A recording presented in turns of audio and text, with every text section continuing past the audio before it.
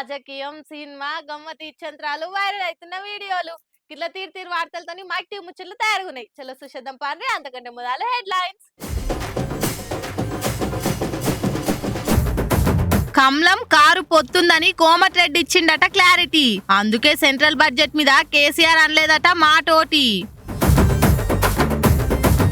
50,000 మందితోని ముట్టడిస్తారట కాళేశ్వరం. కాంగ్రెస్ కామెంట్ల మీద బీఆర్ఎస్ వాళ్ళు అయితుర్రు garam. QR code మార్చి నొక్కేస్తురట పైసలు. సైబర్ చోరగాలు జయంగా దుకాన్లోలకు గోసలు. నిన్న కేసీఆర్ సార్ రాక అసెంబ్లీకి వచ్చే వరకల్లా ఓ దిక్కు కార్ పార్టీ లీడర్లల్లా జోష్ పెరిగితే ఇంకో దిక్కు కాంగ్రెస్ లీడర్లల్లా కౌంటర్లల్లా డోస్ పెరిగింది. కడుమోళ్ళేమో గాని కోమటిరెడ్డి సార్ అయితే కోపం మీద కేసీఆర్ సార్ ను గట్టిగానే ఆడుచుకుంటుండు. మీదికెళ్ళి బీజేపీతోని బీఆర్ఎస్ వాళ్ళ దోస్తాననుకుంటా బద్నాం చేసి బండలెత్తేస్తుండు. ఇట్లా అటు సెంట్రల్ బడ్జెట్ ఇటు స్టేట్ బడ్జెట్ 1-2 రోజులతో పెట్టే వరకల్లా పబ్లిక్ నడుమ చర్చల కంటే పార్టీల నడుమ పంచాదులే ఎక్కువైతున్నాయి. కేసీఆర్ రాక అసెంబ్లీకి వచ్చి మా పార్టీని మేము పెట్టిన బడ్జెట్ ను మాటలు అనుకుంటా చీల్చి చెండాడతామని మాట్లాడిండు. సరే, మరి బీజేపీ కూడా సెంట్రల్ బడ్జెట్ పెట్టింది కదా, మరి తెలంగాణ మీద అంత పాయరం ఉన్న కేసీఆర్ ఇదే తెలంగాణకు మోడీ సర్కార్ ఎసోంటి నిధులు ఇయ్యలేదని ఎందుకు ఖండిస్తలేడు? బయటికి వచ్చి బయటలు ఇస్తలేడు. కమలంతోని కారు పొత్తు పెట్టుకొని లోపల దోస్తాన్లు నడిపిస్తురు కాబట్టి కేసీఆర్ కుయ్యి మనకుంటున్నాడు అని కోపానికి వచ్చిండు కోమటిరెడ్డి వెంకటరెడ్డి సారు. 100% అవుతుంది. చర్చలు నడుస్తున్నాయి. మా క్లియర్ కట్ సోర్స్ లేదే నేను కానీ ముఖ్యమంత్రి గారు ఏది పడితే అది మాట్లాడడం కదా, మా చర్చలు తెలుసు కదా. అంత ఘోరంగా బడ్జెట్ పెడితే ముఖ్యమంత్రి గారు వెంటనే బడ్జెట్ అయిపోమని 5 గంటలు ప్రెస్ మీట్ పెట్టిను. నేను ఢిల్లీలోనే ఉన్నా. అంత ఘోరమైన తెలంగాణకు అన్యాయం చేసి ఏపీ రియాలి అంటే 2 రాష్ట్రాలది. ఒక్క మాట ఇప్పటికి ఎందుకు ఖండించాలని చెప్పాలి మీరు. విలీనానికి ఇది చర్చలకు జరుగుతుందనడానికి ఉదాహరణ కాదా? అటువైపు అడుగులు పడుతున్నాయి కాబట్టి కేంద్ర ప్రభుత్వం తెలంగాణ వ్యతిరేక బడ్జెట్ పెడితే తెలంగాణ నిట్ట ముంచితే కనీసం తెలంగాణ పేరు తీసుకోకుంటే ఎందుకు మాట్లాడతలేడు? ఇంత మంచి బడ్జెట్ ప్రవేశపెట్టిన మా ప్రభుత్వాన్ని తీర్చెండాడతావు. నువ్వు రేపో మాపో విలీనం కాబోయే పార్టీలో తెలంగాణ పేరెత్తకుండా 8 రూపాయలు ఇయ్యలే మాకు. అలాంటి ప్రభుత్వాన్ని ఒక మాట ఎందుకు అనలే? మంత్రి సార్ ఇట్లా మండి వాడుకుంటా మాట్లాడే వరకల్లా ఇంకో దిక్కు కారు పాటోలు కూడా కారాలు మిరియాలు నూరుతున్నారు. మీరింత మాట్లాడుతుర్రు సరే, మా పార్టీ కంటే ఒక్క ఎంపీ కూడా లేడు ఇప్పుడు పార్లమెంట్ లా. మరి మీ పార్టీలు 8 మంది ఉన్నారు కదా, మరి తెలంగాణకు నిధులు ఇవ్వకుంటే ఎందుకు పంచాయత్ చేస్తలేరు అనుకుంటా లాజిక్కులు తీస్తుర్రు. ఇంక ఇప్పుడే ఇట్లుంటే రేపు అసెంబ్లీలో బడ్జెట్ మీద చర్చశాలైనాక ఇంకెంత రచ్చుంటదో పొర్రి. కాళేశ్వరం మీద ప్రతిపక్షమోళ్ళు పెద్ద కాకనే రేపుతురు కదా. కాళేశ్వరం అక్కర్రాదని అధికార పాటోలంటే ఎందుకు అక్కర్రాదో చూడుర్రి. ఇవన్నీ నీళ్లు కదా, ప్రాజెక్టుల నీళ్లు నిల్వలేదా? బ్యారేజీ పనికొస్తుంది కదా, ఎందుకు పనికి రాదని పనికి మళ్ళీ మాటలు మాట్లాడుతురు అనుకుంటా సర్కార్ మీదకు గరం కాబట్టిర్రు. బీఆర్ఎస్ ఎమ్మెల్యేలంతా కాళేశ్వరం ప్రాజెక్ట్ సందర్శనకు పోయిండ్రు కదా, ఆడ మేడిగడ్డ బ్యారేజీలో నీళ్లు చూసి ముడిచిండ్రు. కాళేశ్వరంలా పూజలు చేసిండ్రు. అటెనక కన్నెపల్లి పంప్ హౌస్ కు పోయిండ్రు. ఆడ నీళ్లను చూసి ఇది కదా కేసీఆర్ గొప్పతనం అని ఒగిడిండ్రు. కన్నెపల్లి పంప్ హౌస్ కాడికి పోయి కాళేశ్వరం పంపులు ఆన్ చేసి రైతులకు నీళ్లు ఇయ్యాలి, లేదంటే 50,000 మంది రైతులతోటి ముట్టడించి మేమే కాళేశ్వరం పంపులు ఆన్ చేస్తామని సర్కార్ కు అల్టిమేటం ఇచ్చిండు. ఈ పంపులు వెంటనే ఆన్ చేయండి. మీరు అనవసరంగా రాజకీయాల జోలికి పోయి రాజకీయంగా కేసీఆర్ గారిని బదనాం చేయాలనే ఒక చిల్లర ప్రయత్నం ఏదైతే మీరు చేస్తున్నారో ఇప్పటికే అవన్నీ కొట్టుకపోయినాయి గోదావరి వరదలో. ఇవాళ మీరేమైతే అడ్డమైన మాటలు మాట్లాడినరో అవన్నీ తప్పుడు ప్రచారాలని చెప్పి ప్రజలకు అర్థమైపోయింది. అందుకే మేము అనేది, మీరు చేస్తారా పంప్ హౌజు చాలు చేస్తారా చెయ్యరా తేల్చి చెప్పండి. మీకు అసెంబ్లీ సమావేశాలు ముగిసేదాకా ఈ ప్రభుత్వానికి మేము గడువు ఇస్తున్నాం. ఆగస్టు 2కు అసెంబ్లీ సమావేశాలు ముగుస్తా ఉన్నాయి. అప్పటిదాకా ఈ ప్రభుత్వానికి, ఎందుకంటే మేము కూడా అందరం హౌజ్లో నిలదీస్తాం, రైతుల పక్షాన ప్రభుత్వాన్ని అడుగుతాం, ఎందుకు చాలు చేస్తలేరు మీరు? అవసరమైతే ప్రత్యేక చర్చ పెట్టండి. లక్షలాది ఎకరాలకు సంబంధించిన ఎకరాలకు ఆయకట్టు నీళ్ళిచ్చే ప్రాజెక్ట్ ఇది. అట్లాంటి ప్రాజెక్టును మీరు ఎందుకు ఈ రకంగా రాజకీయ కక్షతో ఎండబెడుతున్నారు? రైతులను ఎందుకు ఇబ్బంది పెడుతున్నారు? ప్రజలను ఎందుకు హింసిస్తున్నారని తప్పకుండా అసెంబ్లీలో నిలదీస్తాం. ఆగస్టు 2 దాకా వేచి చూస్తాం. మీరు గనక ఆగస్టు 2 లోపల నిర్ణయం తీసుకొని పంపులు ఆన్ చేయకపోతే, నీళ్లు ఎత్తిపోయడం ప్రారంభించకపోతే 50,000 మంది రైతులతో మేము మా కేసీఆర్ గారి నాయకత్వంలో మా పార్టీ నాయకత్వంలో మేమే వస్తాం, పంపులు మేమే ఆన్ చేస్తాం, రైతులకు ఎట్లా నీళ్ళు ఇయ్యాలో చూపెడతామని చెప్పి కూడా మా పార్టీ తరఫున చెప్తా ఉన్నాం. ఉత్తగా రాజకీయ కక్షతోటే కేసీఆర్ ను బద్నం చేయనీకే పంపులను ఆన్ చేస్తలేరు. పంపులను చాలు చేస్తే రోజుకు 3 టీఎంసీల నీళ్లను లిఫ్ట్ చేసి అన్ని రిజర్వాయర్లు నింపుకోవచ్చు. కానీ నీళ్లను ఉత్తగా ఇడిచిపెడుతున్నారు అంత ఇట్టబట్టిండు. మరి వీటికి సర్కారోళ్ళు ఏం కౌంటర్ ఇస్తారో చూడాలిగా. ఇవాళ రేపు చేట్ల ఎవ్వరు పైసలు పట్టుకొని పోతలేరు. ఏడికి పోయినా క్యూఆర్ కోడ్లను స్కానింగ్ చేసుడు, పేమెంట్లు కొట్టుడు, లేదంటే సెల్ నంబర్ కు పైసలు పంపుడు, ఇదే నడుస్తుంది. అయితే అంతే అల్కగా దొంగలు కూడా వాళ్ళ పద్ధతి మార్చుకుర్రు. ఫుట్పాత్ల మీద దందాలు చేసేటోళ్ళ క్యూఆర్ కోడ్ స్టిక్కర్లను బయటనే అతికిస్తుంటారు కదా, అగో అదెంత డేంజర్ చూడురి. శతకోటి దరిద్రాలకు అనంతకోటి ఉపాయాలన్నట్టు దొంగలు దొక్కని మెట్లు లేవు, దిగని లోతులుంటలేవు. చాలా మంది దందాలు చేసుకునేటోళ్ళు అలా బండ్లకు దుకాణాల ముంగట క్యూఆర్ కోడ్లను అతికిస్తారు కదా, ఆగో అవిటి మీద దొంగ బద్మాష్ గాళ్ళు అలా అకౌంట్ క్యూఆర్ కోడ్లను అతికిస్తారు. ఇక ఈ క్యూఆర్ కోడ్ మీద స్కాన్ చేసి పైసలు పంపితే పైసలన్నీ వాళ్ళ అకౌంట్లకే పోతున్నాయి. దందాలు చేసుకునేటోళ్ళ నోట్ల మా అన్నే వాడుతున్నది. ఈ నడుమ ఒక బండైన దుకాణంలా గిట్లనే చేసిర్రట. పైసలు ఎందుకు అకౌంట్ లో పడతలేవు, ఏంది కథ అని క్యూఆర్ కోడ్ ను మంచిగా చూస్తే వేరేటోళ్ళ నంబర్ మీద ఉన్న కోడ్ అంటిచ్చిండ్రు అని తెలుసుకొని పరేషాన్ అయిపోయినరు. ఇక దాన్ని గిట్ల జింపేసిర్రు. కాబట్టి మీరు కూడా గిట్ల బయట అంటుపెట్టిన స్టిక్కర్లుంటే ఎంబడే జింపేయుర్రి. ప్లాస్టిక్ బోర్డు మీద కోడ్ కంపెనీ వాళ్ళే ఇస్తురు కాబట్టి దందా చాలున్నప్పుడు అది పెట్టుకుంటే అయిపాయే. షాప్ బంద్ చేయంగానే మళ్ళా లోపటేసుకోవచ్చు.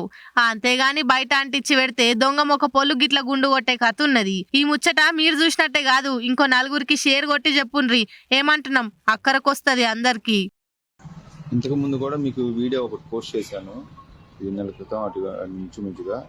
ఆల్రెడీ ఇతను అన్ని చోట్ల చిన్న టిఫిన్ బళ్ళు, చిన్న చిన్న వ్యాపారాలు చేసుకునే వాళ్ళ దగ్గర ఇట్లా చేసి పాపం వాళ్ళు పొద్దు నుంచి కష్టపడిన అమౌంట్ మొత్తం తను అకౌంట్లోకి వేసుకుంటున్నాడు. ఏం లేదు, ఈ బయట ఉన్న స్కానర్స్ ఏమైనా ఉంటే స్టిక్కర్లు అవి పీకిచ్చేసి కొంచెం ఒక మాట చెప్పండి. లోపల ఉన్న వాళ్ళు వచ్చిన బార్ కోడ్ ఏతుందో ప్లేట్ ఇస్తారు, లేదంటే సౌండ్ బాక్స్ ద్వారా ఫోన్పే చేయించుకుంటే దీనివల్ల ఒక కస్టమర్ని మనం కాపాడుతుంది. సో ఇది చూడండి, ప్రతి చోట ఇప్పటికి దరిదాపుగా 10 చోట్ల ఇట్లాగా నాకు కనబడిన చోట్ల 10 చోట్ల ఇలా కనిపిస్తూనే ఉన్నాడు. ఇది ఆగడం లేదు. సో మీరు నా షాప్ కి జరిగింది, అలాగే చాలా షాపులు జరిగినాయి, హోటల్స్ జరిగినాయి, చిన్న చిన్న పాన్ షాపులకి, చిన్న చిన్న హోటల్స్ కి, ఇడ్లీ షాప్స్ కి, వాటన్నిటికీ. సో వాళ్ళకి కొంచెం అవేర్నెస్ చెప్పినా కానీ వాళ్ళు అర్థం చేసుకోలేకపోతున్నారు. అమౌంట్ తన అకౌంట్లోకి వెళ్ళిపోతున్నాయి. సో కొంచెం షేర్ చేయండి, అంటే ఆలోచించండి. దీనికి కొంచెం కనీసం పేరు కూడా జరగలేదు, తీరా చూస్తే వేరే వాళ్ళకి అమౌంట్ వెళ్ళిపోయాయి. వెనకటికి కృష్ణుడు ఫ్లూట్ వాయిస్తే గోవులన్నీ దగ్గరకు వస్తాయని సినిమాలలో చూపిస్తారు కదా, ఇగో గీడ కూడా గీ అక్క ఫ్లూట్ పట్టుకొని రాగం అందుకునుడే లేటు. బెల్లం చుట్టూ ఈగలు గుడినట్టే గోవులన్నీ చుట్టుముట్టినాయి.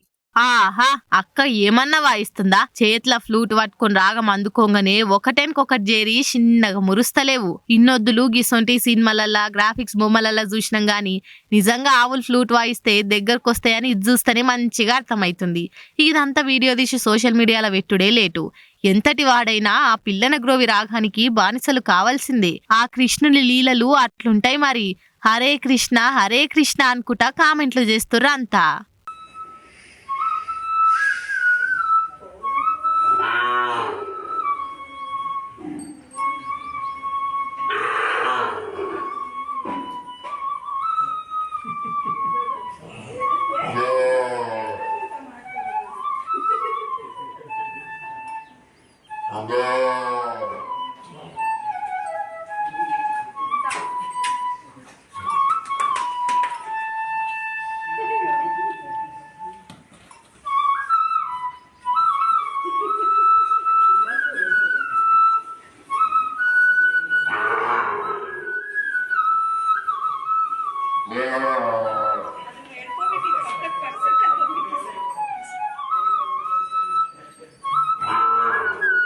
Yeah.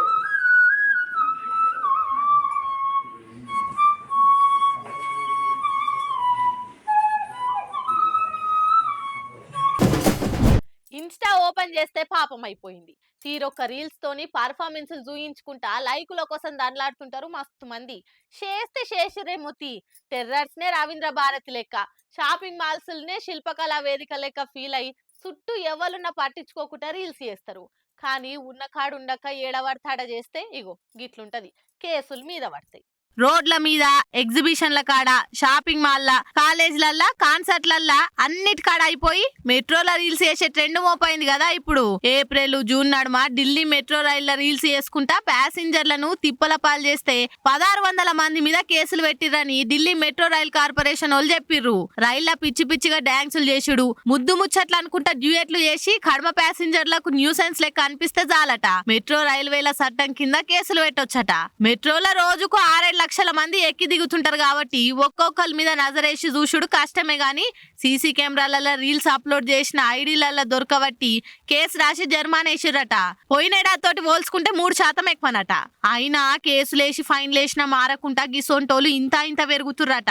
అయినా గాని చదువుకున్నోళ్ళు అయ్యుండి స్మార్ట్ ఫోన్లు వాడే సోయుండి మందిని ఇబ్బంది పెట్టొద్దు, గలీజ్ కథలు పడి రీల్స్ చేయొద్దు, మందిలో ఆగం కథలు పడొద్దన్న ఆలోచన కూడా లేకుంటే ఎట్లా చెప్పుర్రి. మీదికెళ్ళి కేసులు పెడుతున్నామని చెప్పినా గానీ మారకుంటా మసిబట్టేసాలేస్తే ఎట్లనో ఏమో పొర్రి. మీ దాంట్లో కూడా మెట్రోల రీల్స్ చేసే లలిత కళలుంటే లటుక్కున బంద్ చేయుర్రి, ఒట్టొట్టిగా ఆగంపాలు కాకుర్రి. ఏమంటున్నాం?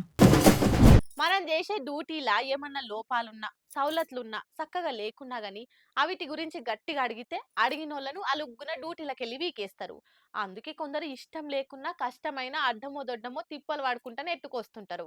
ఇగో ఈయన కూడా గట్లనే రైల్వే సిస్టమ్ ఎంత చక్కదనంగా ఉందో చూపించిండు. కాకుంటే డ్యూటీ పోతుందన్న భయంతో పేరు కనబడకుండా బండారం అంతా బయట పెట్టిండు.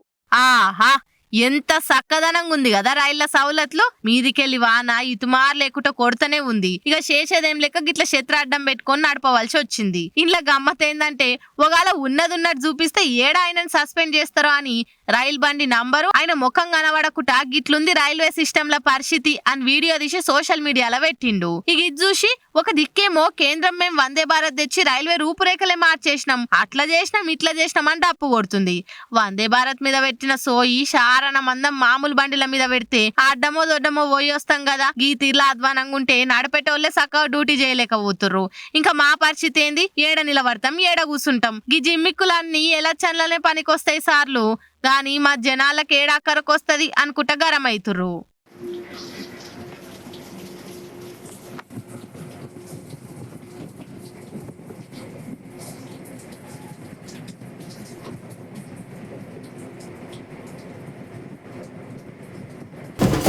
చూసిరారిలా నేను పట్టుకొచ్చిన ముచ్చట్లు ఎట్లున్నాయో. ఇంకిన్ని ముచ్చట్లతోటి మళ్ళా కలుద్దాం. అప్పటిదాకా చూస్తూనే ఉండుర్రి మైక్ టీవీ ముచ్చట్లు.